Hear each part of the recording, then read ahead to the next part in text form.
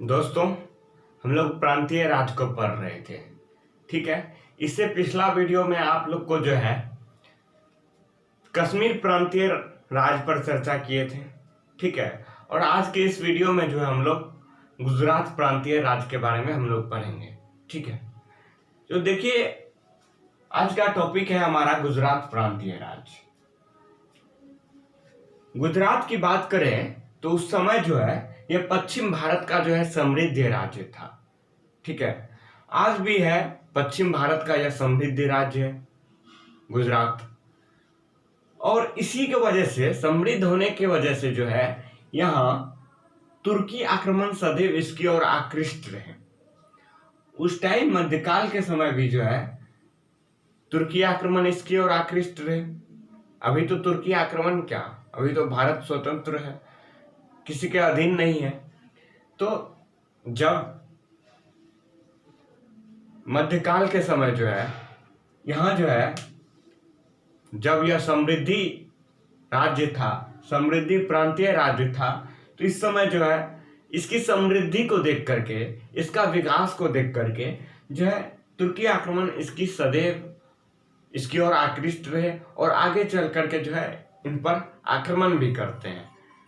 ठीक है। तो अब आगे देखिए, जिसके वजह से 1025 से लेकर के 1026 ईस्वी में 1025-26 ईस्वी में महमूद गजनवी के बारे में आप लोग को बताए थे।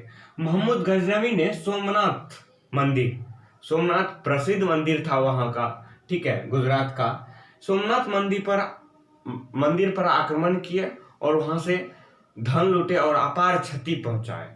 ठीक है। तो यहाँ इंपोर्टेंट पॉइंट बनता है और एग्जाम में पूछा भी जाता है कि सोमनाथ के मंदिर को किसने लूटा, तो महमूद गजनवी ने कब 1025 से 26 ईस्वी के में। ठीक है। तो अब आगे देखिए, अब बात आती है 1297 ईस्वी की। ठीक है। 1297 ईस्वी की बात करते हैं। अलाउद्दीन खिलजी ने गुजरात प्रांतीय राज को दिल्ली सल्तनत में मिला लेते हैं। ठीक है। और इसी समय से लेकर तैमूर के आक्रमण तक गुजरात दिल्ली सल्तनत के अधीन रहा। ठीक है। लेकिन हम लोग तो पढ़ रहे हैं गुजरात एक स्वतंत्र राज था, तो उससे पहले था, लेकिन फिर अब दिल्ली सल्तनत का 1297 ईस्वी में जो है दिल्ली सल्तनत गुजरात को अपने हैंडल में कर लेते हैं और यहाँ दिल्ली सल्तनत का शासन होने लगता है। कब? 1297 ईस्वी में। और दिल्ली सल्तनत के शासक, खिलजी वंश के शासक अलाउद्दीन खिलजी ने जो है इसको दिल्ली सल्तनत में मिला लेता है। कब तक? तैमूर के आक्रमण तक। अब देखिए, 1297 ईस्वी में अलाउद्दीन खिलजी ने मिलाया था। तैमूर का आक्रमण कब हुआ था? तैमूर का आक्रमण होता है 1398 ईस्वी में दिल्ली सल्तनत पर। तो उस समय जो है गुजरात अब दिल्ली सल्तनत में है, लेकिन तैमूर का आक्रमण के समय भी जो है दिल्ली सल्तनत में रहता है। लेकिन तैमूर के आक्रमण के बाद जो है गुजरात दिल्ली सल्तनत से अलग हो जाता है या स्वतंत्र राज घोषित कर देता है अपने आप को। यहां तक तो आपको गुजरात दिल्ली सल्तनत था के अधीन था। कब? 1398 ईस्वी तक, जब तक तैमूर का आक्रमण नहीं हुआ था।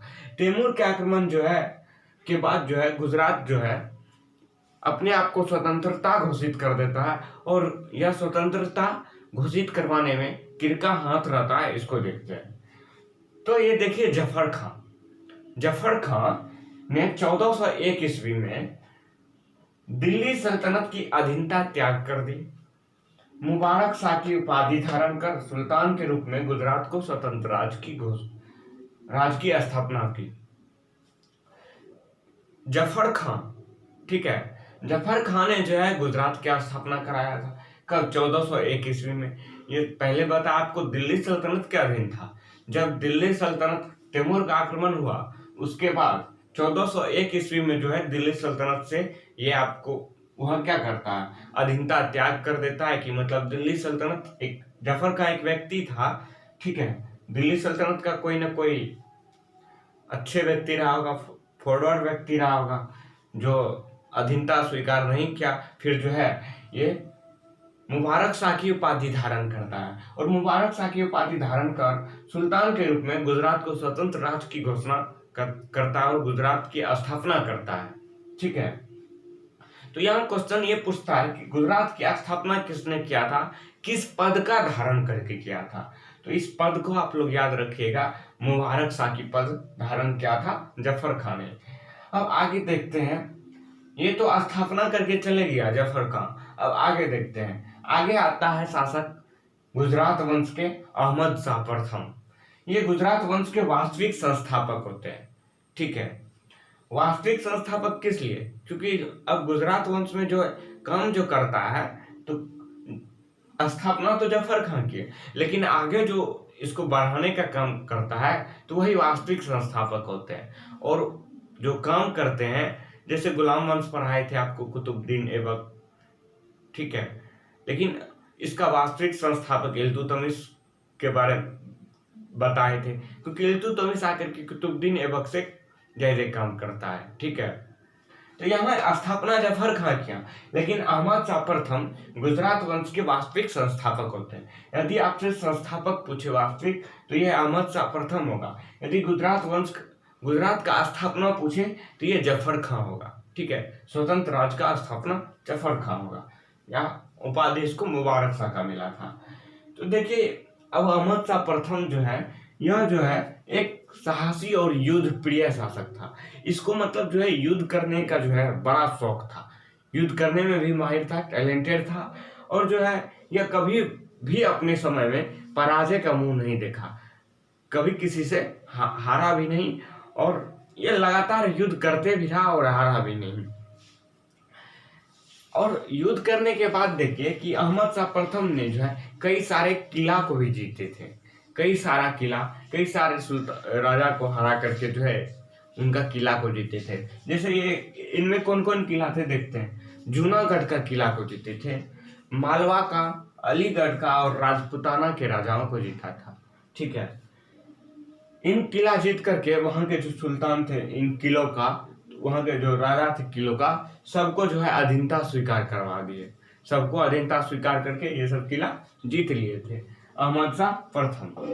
ठीक है, अब आगे आने वाला शासक देखते हैं कि अहमद शाह प्रथम के बाद कौन सा शासक आया था और क्या किया था। अहमद शाह की बात करें तो इन्होंने जो है ये एक नगर की भी जो है स्थापना की थी। 1413 ईस्वी में साबरमती नदी, गुजरात में साबरमती नदी है, साबरमती नदी के किनारे ही जो है अहमदाबाद की स्थापना की थी और इसको जो है अपनी राजधानी भी बनाया था अहमदाबाद। और ये इम्पोर्टेंट भी है, अहमदाबाद की स्थापना किसने किया था, तो ये अहमद शाह ने ही करवाया था। ठीक है, और देखिए यह जो है गुजरात में जजिया कर लगाने वाला पहला शासक था। गुजरात में जो है जजिया कर लगाया था। ठीक है, ये गुजरात में पहली बार जजिया कर लगाया था। वैसे आप लोग को जो है जजिया कर के बारे में पढ़ा ही दी है। और देखिए ये सिंधपुर के मंदिरों का विनाश भी किया था। एक तो देखिए यह जजिया कर लगा दिया, उसके बाद सिंधपुर के मंदिरों सबका विनाश किया। मतलब इस प्रकार कहा जा सकता है कि यह जो है अहमद शाह जो है एक क्रूर या असहिष्णु शासक था। मतलब इसके अंदर जो है सहिष्णु नहीं था। ठीक है, यह एक असहिष्णु शासक था और मंदिरों का विनाश करके यह जो है अहमदाबाद में जो है जामा मस्जिद का निर्माण किए। मतलब सही यहाँ से पता चलता है कि ये हिंदुओं के विरुद्ध थे। ठीक है, अहमदाबाद में जामा मस्जिद और मदरसों का निर्माण करवाए। ठीक है, अब देखिए इन्हीं के शासनकाल में, अहमद शाह के शासनकाल में जो है एक मिस्र का विद्वान आए थे जिनका नाम था बद-उद्दी दमामिनी। ठीक है, ये मिस्र का विद्वान थे और ये अहमद शाह के ही शासनकाल में जो है गुजरात की यात्रा किए थे। ठीक है, और इन्होंने कहा भी है अहमद शाह के बारे में कि वह विद्वानों में विद्वान और विद्वानों का सुल्तान थे।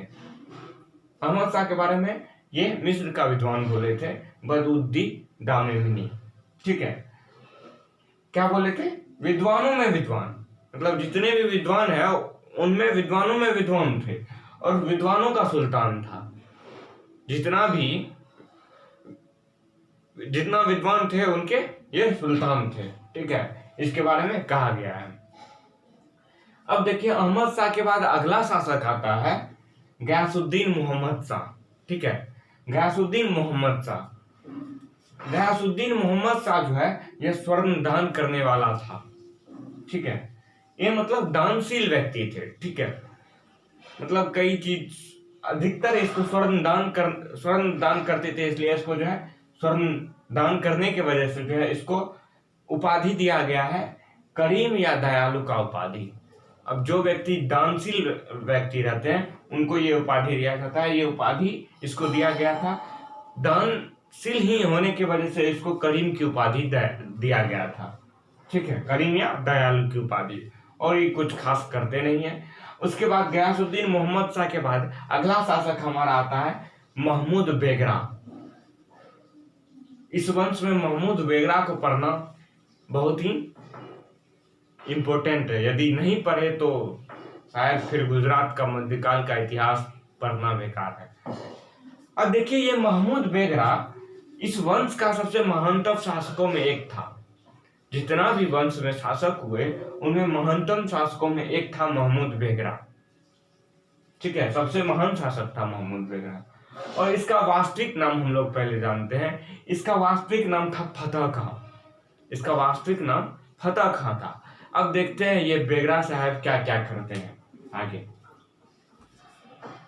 आपको बताया कि महमूद बेगरा जो है, बेगरा का वास्तविक बचपन का नाम क्या था? फतह खां था, ठीक है। इसका बचपन का नाम फतह खां था। और इन्होंने जो है उपाधि कौन सा धारण किया था? अबुल फतह महमूद का, ठीक है। ये उपाधि धारण करता अबुल फतह महमूद का, ठीक है। और ये जो प्रसिद्ध था, किस नाम से प्रसिद्ध था? यह महमूद बेगरा नाम से ही प्रसिद्ध था, ठीक है। वास्तविक नाम इसका था फतह खां, बचपन का नाम फतह खां था, लेकिन प्रसिद्धि जो हासिल किया था ये महमूद बेगरा नाम से प्रसिद्ध था। बेगरा देखिए, बेगरा इसकी जो है एक उपाधि था, ठीक है। और ये बेगरा उपाधि कब मिला था इसको? जब ये गिरनार और चंपानेर दुर्ग को जीता था, तो ये बेगरा नाम से इसको उपाधि दिया गया था, तभी से इसको महमूद बेगरा कहा जाने लगा था। अब देखिए कि यह महमूद बेगरा जो है गिरनार के पहाड़ के तलहटी में, गिरनार का पहाड़ी जो था उसके तलहटी में जो है एक नगर की स्थापना की थी, नगर बसाया था, जिसका नाम था मुस्तफाबाद, ठीक है। ये मुस्तफाबाद पूछा भी जाता है एग्जाम में, तो यहाँ आप लोग फोकस रखिएगा। मुस्तफाबाद नगर जो बसाया था, किसने बसाया था? महमूद बेगरा ने। इससे पहले अहमद शाह बताए कि साबरमती नदी के किनारे जो है अहमद शाह अहमदाबाद नगर की स्थापना की। मुस्तफाबाद की स्थापना किसने किया? महमूद बेगरा ने। अब मुस्तफाबाद में जो है एक बाग फिरदौस, ये जा करके बाग फिरदौस की स्थापना करते हैं। अब बात करते हैं 1508 ईस्वी में। 1508 ईस्वी में क्या होता है?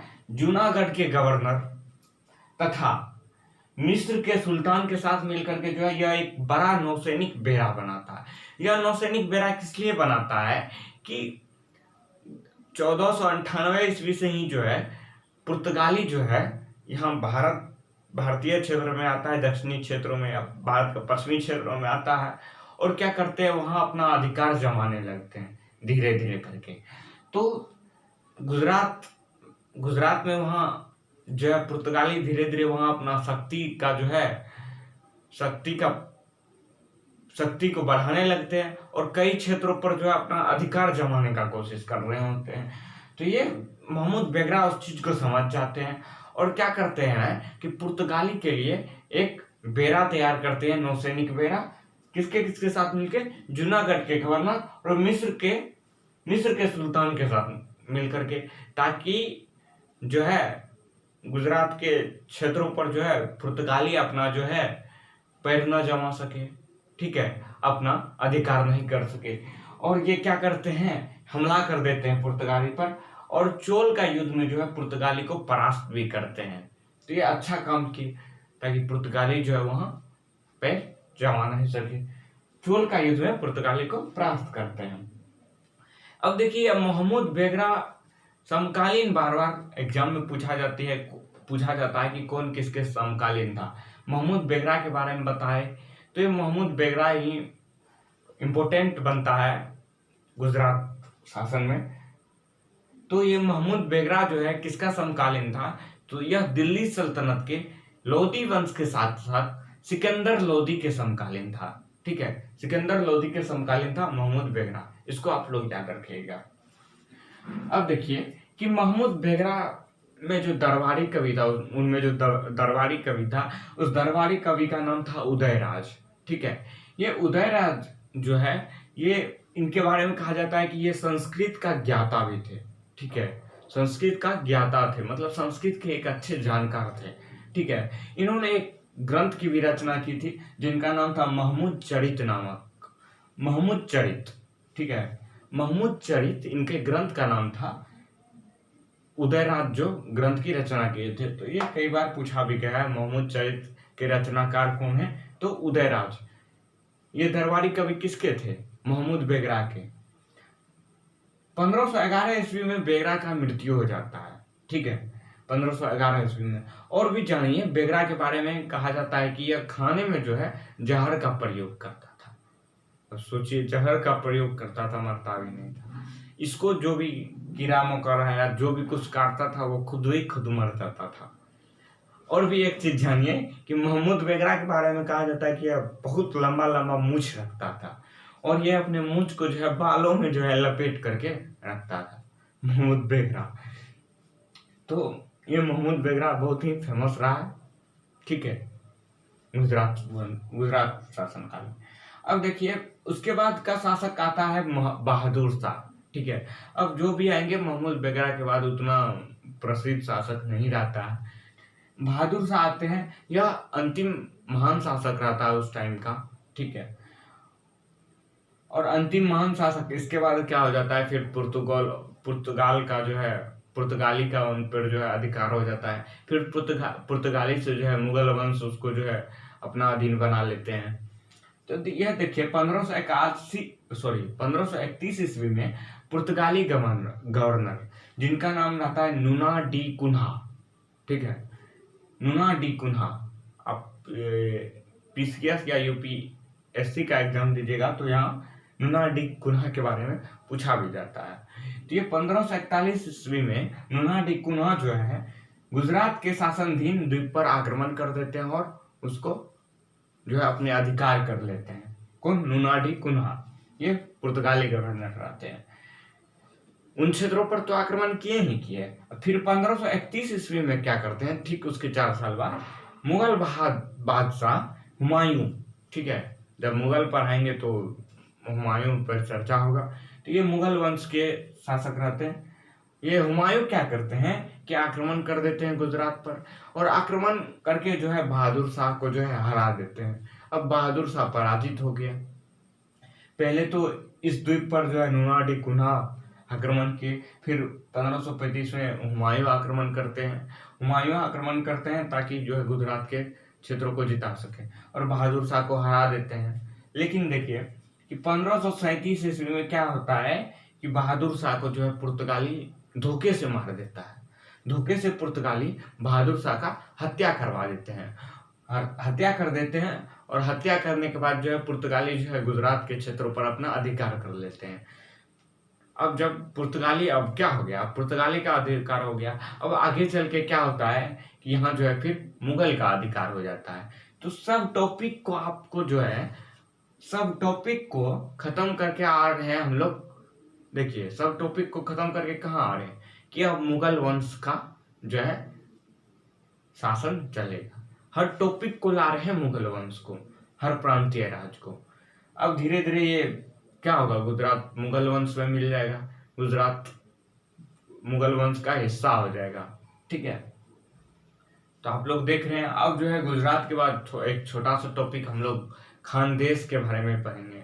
आप लोग थोड़ा ये खानदेश सुन के थोड़ा अचंभित हुए होंगे, शायद नहीं सुने होंगे, तो हम लोग जान लेंगे। खानदेश एक छोटा सा टॉपिक रहेगा, खानदेश। उसके बाद हम लोग का प्रांतीय राज खत्म हो जाता है। उसके बाद क्या पढ़ेंगे वो आगे चर्चा हम लोग करेंगे। ठीक है, बने रहिए, यहाँ से फायदा उठाइए। ठीक है, थैंक यू।